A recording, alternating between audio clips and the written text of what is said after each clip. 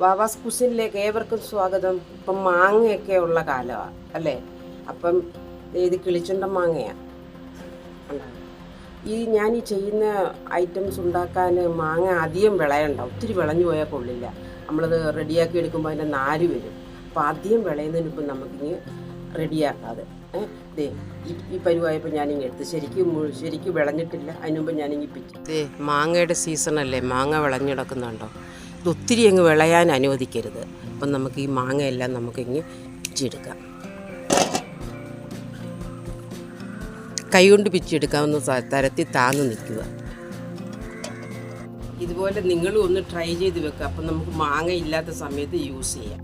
ഈ മാങ്ങയെല്ലാം നമുക്ക് ചെത്തി ക്ലീൻ, തോലെല്ലാം പോകണം കേട്ടോ. എന്നിട്ട് ചെറുതായിട്ട് നമുക്കൊന്ന് അരിഞ്ഞു വെക്കാം. ഓക്കെ. പഴമക്കാർ പറയുന്ന ഒരു ചൊല്ലുണ്ടല്ലോ, ആവുന്ന കാലത്ത് തൈപത്ത് വെച്ചാൽ ആപത്ത് കാലത്ത് കാപത്ത് തിന്നാം. അങ്ങനെയാണോ അതിൻ്റെ ചൊല്ലെന്ന് എനിക്കറിയില്ല. ഇപ്പം ഞാനിത് കട്ട് ചെയ്തപ്പോൾ അത് ഞാൻ ഓർത്തതാണ്. തെറ്റുണ്ടെങ്കിലൊന്ന് മെസ്സേജ് ചെയ്യണേ, അങ്ങനല്ല ഇങ്ങനെയാണെന്നുള്ളത്. എത്രയും ചെറുതായിട്ട് അരിയാമോ അത്രയും ചെറുതായിട്ട് അരിയണം. ഇതേ സിമ്പിളായിട്ട് നമുക്കിത് അരിഞ്ഞെടുക്കാം.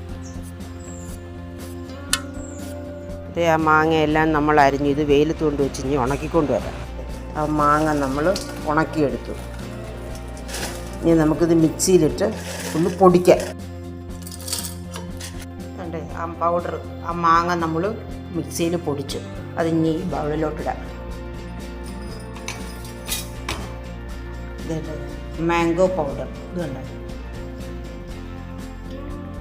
മാങ്ങയുള്ള സീസണിൽ കുറേ മാങ്ങ ഇങ്ങനെ പറക്കി ഉണക്കി പൊടിച്ചു വെച്ചാൽ ഇല്ലാത്ത സമയത്ത് നമുക്ക് ഉപയോഗിക്കാം മാംഗോ പൗഡർ.